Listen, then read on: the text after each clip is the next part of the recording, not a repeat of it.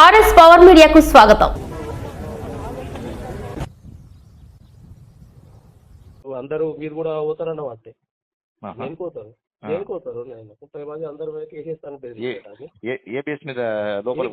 లాంటి 490 ఇస్తారు చంద్ర చెప్పలేని ముఖం తన తెలుసు ఇక ఈడే అని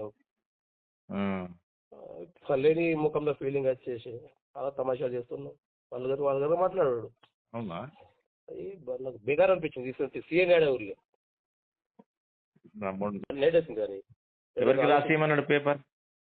ఎస్ఐ మన సిఐకు మన బాధ్యుడు మన తిరుపతి. ఇప్పుడు మనం ఏమని రాసేయాలి తిరుపతి? నేను ఆలోచించి చెప్తా 2 రోజుల తర్వాత కేసు చేయాలని వద్దని రాసేయమన్నాడు.